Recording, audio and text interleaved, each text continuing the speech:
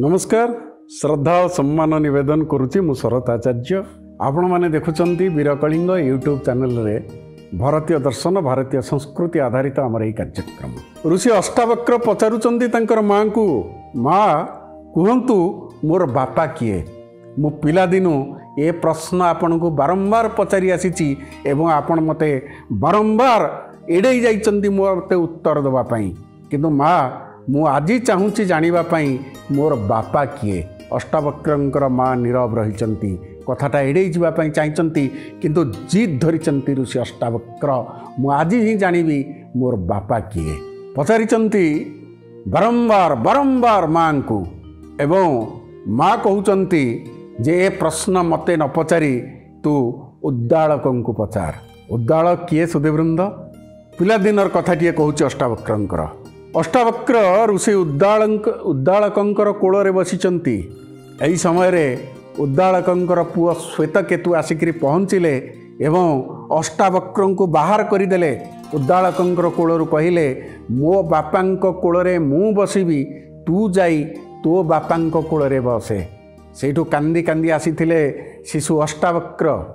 आसिकरी सेतेबेले प्रथम करी माँ को पचारिथिले माँ कुह मोर बापा किए सही पिला दिनर घटनारू आज युवक अवस्था पाद देइथिबा अष्टावक्र उत्क्षिप्त भाव जानिबा पई व्यग्रता तांको भितरे माँ को पचारुचंती माँ मोर बापा किए जेतेबेले माँ कहिचंती जे उद्दालक को पचारे सी कहूची माँ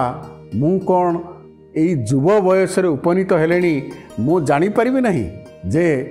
अजा किए आउ बापा किए तमें मते भूल पार ना एवं तुम्हें जदि मते न कुह आज न कह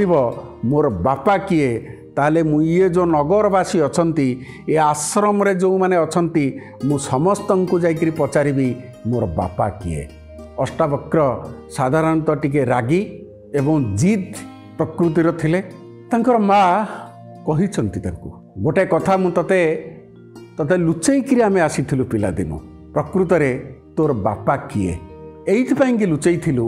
जे जदि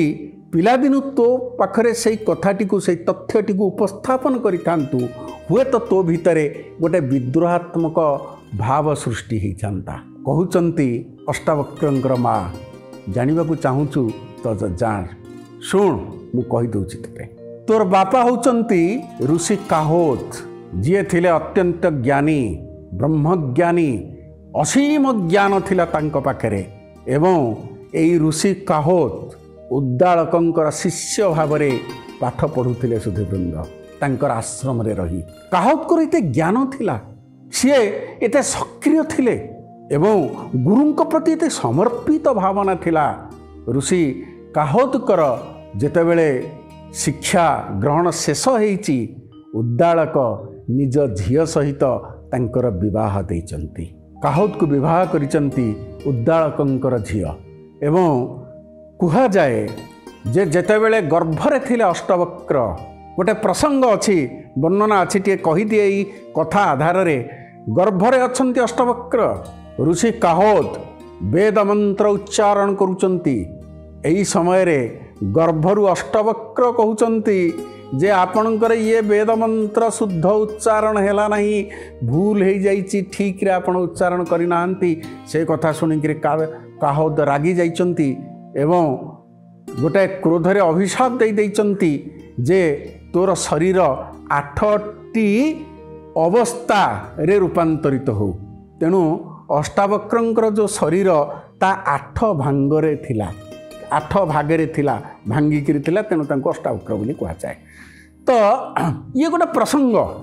किंतु मूल प्रसंगटी को आसीबा मूल प्रसंगटी हैला जेतेबेले माँ कहिचंती उद्दालकंकर झियो कहिचंती अष्टावक्र को तांकर पुओ को जे तोर बापा होचंती काहोत अष्टावक्र पचारुचंती जदि मोर बापा एते ज्ञानी थिले एते गुणी थिले एते विद्वान थिले ब्रह्मज्ञानी थिले आत्मज्ञानी थिले ताले मोर बापा कहांती सुधीवृंद प्रसंगटी कहउचंती माँ कहउचंती शुण तू जेतेबेले मोर गर्भरे थिलु सेतेक बेले मोर विवाह परे मोर स्वामी अत्यंत गरीब थिले आम पाखरे खाइबा पई भी खाद्य नथिला चलिबा पई संपत्ति नथिला बड़ दुखरे दैन्य अवस्थारे आमे कालातिपात करुथिलु एवं ज्ञान चर्चा करी तोर बापा जेतिकी रोजगार करुथिले सेतिकी आमे दुई जनकर गुजराण मध्य मेंटी पारु नथिला। तेणु तोर बापा काहोद दिने भाविले जे राजा जनकंकर आश्रम को जिवे एवं जनकंकर आश्रम रे ज्ञान चर्चा करी राजांक ठारू जो धन प्राप्ति हबो सेतिकी बेले या थिला जो ज्ञानी गुणी माने राजांकर जो थिला सभा थिला राजसभा थिला से राजसभा रे जो पारिषद माने थिले राजा ज्ञानी गुणी लोक मानू पारिषद भितर रखुले केवल ये मंत्री सेनापति ये युद्ध करिवो सी नगर सुरक्षा करिवो ये संपत्तिर सुरक्षा करिवो सुधीवृंद ताहा नथिला। वैदिक जुगरे ज्ञान को आग्रह थिला ज्ञान प्रति लोकंक भितरे राजांक भितरे मध्य राज दरबार माने निश्चित भाव में सेठी जने ज्ञानी लोक थिबे जने नुह अनेक ज्ञानी लोक थिबे जो माने ज्ञानर परामर्श देबे एवं कुआ जाए सेही जो ज्ञानी लोक माने राज दरबार रे थिले से माने कुआडे मंत्री ठार मध्य अधिक शक्तिशाली कारण राजा महाराजा बा सम्राट से मानकु अधिक भल पाउथिले। तो अष्टावक्र को कहउचंती माँ कहउचंती जे तोर बापा काहोद जेतेबेले गले जे राजा जनकंकर राजसभा को ज्ञान चर्चा करिवे राजंग ठारू किछि संपत्ति आनिवे ज्ञान चर्चा करी जीति करी एवं परिवार प्रतिपोषण हेबो सेतिक बेले राजा जनकंकर राज दरबार रे जने अति ज्ञानी लोक थिले जहांकु प्रत्युत्पन्नमति बोली कहा जाई पारे एवं जिए थिले गोटे ब्रह्मज्ञान विषय तांकर अगाध पांडित्य थिला अगाध ज्ञान थिला आचार्य बंदी सहित ज्ञान आलोचना करिबा ज्ञान चर्चा करिबा पई तत्कालीन समाजर विद्वान माने समस्ते भय करुथिले किंतु काहोद ऋषि काहोद तांकर आत्मविश्वास थिला से जागिर पहुंचीचंती राजांकर दरबार रे एवं राजांकु अनुरोध करिचंती जनकंकु जे मु आपणकर जो ज्ञानी जो आचार्य बंदी अछंती तांक सहित ज्ञान चर्चा करने को चाहे एवं गोटे शर्त रखी बंदी जे मो सहित जी ज्ञान चर्चा करेंगे जदि ज्ञान चर्चा रे हारी जाती जी हारे से जल समाधि नेबे। अतएव ऋषि काहोद एवं आचार्य बंदी भितर ज्ञान चर्चा होती ज्ञानर आलोचना होती एवं सुधीवृंद से ज्ञान आलोचन रे ऋषि काहोद परास्त होती। माँ बतौंट अष्टावक्र को जे तोर बापा आचार्य बंदी सहित ज्ञान चर्चा रे परास्त होगा परे जल समाधि नहीं थिले। जल समाधि नवा अर्थ जल भितर बुड़ीकिरी मृत्युवरण करथिले। अष्टावक्रंकर हृदय को छुई जाइछि कष्ट होइछि एवं सी मने मने निष्पत्ति नहीं तत्क्षणात् मु जीवी आचार्य बंदी सहित ज्ञान आलोचना करी। माँ हाथ जोड़िकी कहते पुओरे तू एवं जाए संपूर्ण ज्ञान प्राप्त होइनु आचार्य बंदी होती जड़े विराट ज्ञानी लोक मु तो बापा को हरई सारी तू आउ जा ना तोर आउ जा उचित नुह आचार्य बंदी को तू परास्त करें। अष्टावक्र किंतु किछि शुणी नाहंती से सीधा माँ को प्रणाम कर माँ मते आशीर्वाद दियो आचार्य बंदी को परास्त न कला पर्यंत मोर मन रे शांति नहीं। तापर जाइक पहुँचती अजा उद्दालक पाखे मागिचंती अनुमति सी केवल अजा नुहंती से अष्टावक्र गुरु मध्य गुरु को प्रणिपात करिसंती। जेतेबेले गुरुंकर कथा आसे सेतिके बेले व्यक्तिगत संपर्क किछि माने न थाए व्यक्तिगत संपर्क किछि मूल्य ही न थाए मना करि नाहंती उद्दालक कहते जड़े गुरु भाव में मु तुमको आशीर्वाद करुच्ची विजयी हुआ किंतु तुम्हें जीवा पूर्वर तुमर मामू श्वेतकेतु को साथी रे नहीं जाओ। अतएव सुधीवृंद श्वेतकेतु एवं अष्टावक्र ऋषि अष्टावक्र उभय चली राजा जनक राज दरबार को जीवा बेलू को सेतेबेले कौन है राजा जनक बाजपेय यज्ञ आयोजन करिसंती। चारिआडे सहर सारा लोक राज दरबार में पहुँची जितेबाला श्वेतकेतु एवं अष्टावक्र सेतिक बेले अटकई देछि जे द्वारपाल थिला एवं देखिकी हसीची ये पूरा भांग भांग होकर 8 भांगर ऋषि से मना करिछि एमाने कहिसंती आमे राजा को भेटिबू से मना कर अरे तुम छोट छुआ गुड़ाक राजा को भेटी पार ना जाओ जाओ भाग आंकर जुक्ति तर्क राजा कान पड़ी राजा कहते हे द्वारपाल जो ऋषिपुत्र मैंने आसी भीतर को आसवा दिय अतएव श्वेतकेतु एवं अष्टावक्र उभय जाकर पहुँची भितर पारिषद बसी रजा बसी मंत्री कटुआल सेनापति पारिषद ज्ञानी गुणी विज्ञ प्राज्ञ पारिषद समस्ते बसी परिषद पूर्ण होकर रही एवं जेतेबेले अष्टावक्र जाइचंती लई लईकरी जेते लोक बसी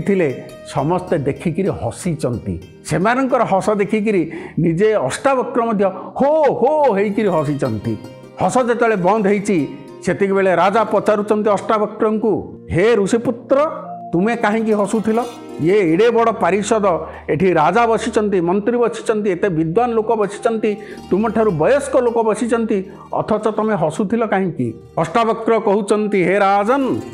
आपणकर परिषद रे जो माने सब बसी एमानंकर एमाने परिषद को उन्नति कौन करेंगे आपण को ज्ञान कौन देवे एमाने समस्ते गोटे गोटे मूर्ख तेणु सेमानू देखिकी मते हस लगिला जे राजांकर चारिपटे गुड़े मूर्ख घेरिकी बसी तेणु मु हसिली राजन आपण पारिषदर लोक पचारतु जो परिषद वर्ग अच्छा से माने कहीं हसिले राजा जितेबाला समस्त की चाहती समस्ते नीरव रही जाइछंती बुझीपारी राजा अरे ये कहीं हसी गोटे मनीषर रूप को देखिकी हसी जड़े ज्ञानी लोक केवल रूप को आसक्ति को देखी ता भितर विकार भाव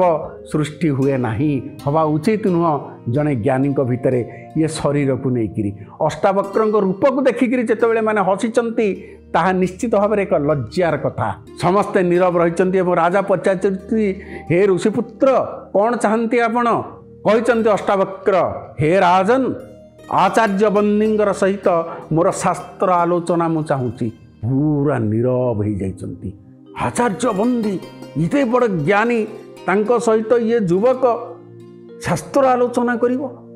जिद धरिचंती अष्टावक्र ना मु शास्त्र आलोचना करिया चाहे राजा डकई आचार्य बंदी को आचार्य बंदी आसीचंती एवं आचार्य बंदी पचारुचंती अष्टावक्र ऋषिपुत्र तुम्हें जानिच मो सहित शास्त्र आलोचना कले शर्त कौन थाए मोर साथी जे परास्त हेब से जल समाधि नेब अष्टावक्र कहते जानी एवं आपण शर्त रे मुराजी आरंभ होती शास्त्र आलोचना सुधीवृंद से जो शास्त्र आलोचना होती से शास्त्र कौन से आत्मज्ञान ब्रह्मज्ञान एवं परमात्मा जीवात्मा अहम ब्रह्मास्मि ये विषय रे पूरा आलोचना एवं परिषद रे जेते ना समस्ते नीरव रे देखुचंती समस्ते भाविथिले तत्क्षणात आचार्य बंदी परास्त करदेवे एई ऋषिपुत्र अष्टावक्र को ना पूरा एकदम ऋषिंकर उत्तर दौरान आचार्यंकर उत्तर दौरान अष्टावक्र एहीपरि भाव में गोटे पारिषदर समस्ते निश्चुप निस्तब्ध मझिरे मझिरे केवल करताली दि जाउची ये करताली केवे अष्टावक्र पई तो पुणी केवे बंदी शेष आचार्य बंदी नीरव हो जाइछंती एवं निजर पराजय को स्वीकार करिछंती ठिया होइछंती आचार्य बंदी एवं कहिछंती मु मोर निजस्व पराजय को स्वीकार करुची एवं जो मोर शर्त रखी जल समाधि मु वर्तमान से जल समाधि नवापाई प्रस्तुत अच्छी मना करिचंती युव अष्टावक्र मना करिचंती कहिचंती हे आचार्य बंदी हे राजन आपण माने जो प्रथाटी को सृष्टि करथिले जीवन नेबार प्रथा ए प्रथा आपणक राज्यर अनेक विद्वान मानकर जीवन नहीं सारी अतएव मु पुणी थरे से प्रथा अनुसार आचार्य बंदी को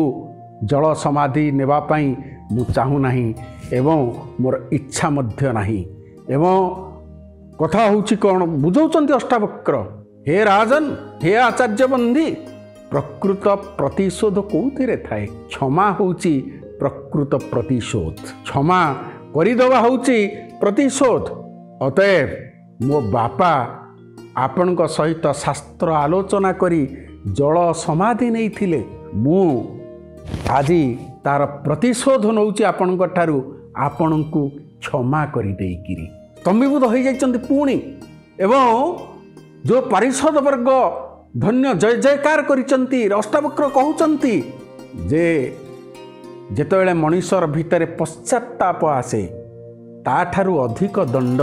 ତାକୁ ଆଉ କିଛି ଦେଇହେବନି। ପଶ୍ଚାତାପ ହେଉଛି ସବୁଠାରୁ ବଡ଼ ଦଣ୍ଡ। ଏବଂ ହେ ରାଜନ, ହେ ଆଚାର୍ଯ୍ୟବନ୍ଦୀ, ଗୋଟିଏ କଥା ମନେ ରଖନ୍ତୁ, ଶାସ୍ତ୍ରକୁ କେବେ ହେଲେ ଶସ୍ତ୍ର କରନ୍ତୁ ନାହିଁ। ଶାସ୍ତ୍ରର ମାର୍ଗ ଅଲଗା, ଶସ୍ତ୍ରର ମାର୍ଗ ଅଲଗା। ଶାସ୍ତ୍ର ଆଧାରରେ ଜଣକୁ ଆମେ ଦଣ୍ଡିତ କରିବା, ଏହା ହେଉଛି ସବୁଠାରୁ ବଡ଼ ଅପରାଧ। ଶାସ୍ତ୍ର ଜୀବନର ବିକାଶ କରେ, କିନ୍ତୁ ଶସ୍ତ୍ର ଜୀବନର ବିନାଶ କରିଥାଏ। ହିଂସା ଦ୍ୱାରା କେବେ ବି କାହା ଉପରେ ବିଜୟ ପ୍ରାପ୍ତ କରି ହୁଏ ନାହିଁ। ଏବଂ ସୁଧୀବୃନ୍ଦ ସେଇଠୁ ଅଷ୍ଟାବକ୍ର ସମସ୍ତଙ୍କୁ ପ୍ରଣାମ କରିଛନ୍ତି ଏବଂ ଫେରିଛନ୍ତି। ସମସ୍ତଙ୍କର ଜୟ ଜୟକାର ସମସ୍ତେ କରିଛନ୍ତି ଅଷ୍ଟାବକ୍ରଙ୍କର। ଏହା ହେଉଛି ଏକ ଉପାଖ୍ୟାନ। ଆପଣମାନେ ଦେଖନ୍ତୁ କି ସୁନ୍ଦର ତତ୍ତ୍ୱ ଆଧାରିତ ଇଏ ପ୍ରସଙ୍ଗ ସବୁ। ଆମର ଯାହା ବେଦରେ ଅଛି, ବେଦାନ୍ତରେ ଅଛି, ଉପନିଷଦରେ ଅଛି, ପୁରାଣରେ ଅଛି, ସେ ସବୁ ଭିତରେ ଇଏ ଯେଉଁ ଏତେ ସୁନ୍ଦର ଆଲୋଚନା ରହିଛି, ଆମେ ତାକୁ ଶୁଣିବା ଦରକାର। ଆମର କେବଳ ଯୁବପିଢ଼ି ନୁହଁ, ଆମେ ସମସ୍ତେ କହୁଛେ ଯୁବପିଢ଼ି ପଢ଼ୁନାହାନ୍ତି, ଯୁବପିଢ଼ି ଶୁଣୁନାହାନ୍ତି। ସତ କହିଲେ ସୁଧୀବୃନ୍ଦ, ବୟସ୍କ ଲୋକ ଶୁଣୁଛନ୍ତି। ଆମ ପାଖରେ ସମୟ ଅଛି। ଆମେ ପରା ଗୋଟେ ସମ୍ପତ୍ତିର ପଛରେ ଦୌଡ଼ିଛନ୍ତି। ଯାହା ଅଷ୍ଟାବକ୍ର କହିଥିଲେ ନା, କ୍ଷମା ସବୁଠୁ ବଡ଼ ପ୍ରତିଶୋଧ। ବିଚାର କଲେ ଆମେ ଅନ୍ତର ଭିତରେ କେବେ ତାକୁ ଗ୍ରହଣ କରିଛନ୍ତି? ପୂର୍ବ ଅଧ୍ୟାୟରେ ଆମେ କହିଥିଲେ ନା, ଧନର ମାନେ କିଛି ନାହିଁ ଏବଂ ସମସ୍ତ ଯେଉଁ ଆସକ୍ତି ଅବକ୍ଷୟର କାରଣ ହେଉଛି ଧନ। କିନ୍ତୁ ଆମେ ସମସ୍ତେ ଧନ ପଛରେ ଯାଇଛନ୍ତି। ସୁଧୀବୃନ୍ଦ, ଏହିପରି ଭାବରେ ଆମେ ବିଭିନ୍ନ ସଂଖ୍ୟାରେ, ଆସନ୍ତା ସଂଖ୍ୟାମାନଙ୍କରେ କାହାଣୀ ମାଧ୍ୟମରେ ଗୋଟେ ସମାଜ ସଚେତନ କରିବାର ପ୍ରଚେଷ୍ଟା କରିଛୁ ବୀର କଳିଙ୍ଗ ୟୁଟ୍ୟୁବ୍ ଚ୍ୟାନେଲ୍ ମାଧ୍ୟମରେ। ଆପଣମାନେ ଦେଖନ୍ତୁ, ଲାଇକ୍ ସବସ୍କ୍ରାଇବ୍ କରନ୍ତୁ, ମତାମତ ରଖନ୍ତୁ, ଆମମାନଙ୍କୁ ପ୍ରେରିତ କରନ୍ତୁ। ଆସନ୍ତା ସଂଖ୍ୟାରେ ପୁଣି ଏକ ରୋଚକ ପ୍ରସଙ୍ଗକୁ ନେଇ ଆପଣମାନଙ୍କ ସାମ୍ନାକୁ ଆସିବୁ। ରହୁଛୁ, ନମସ୍କାର।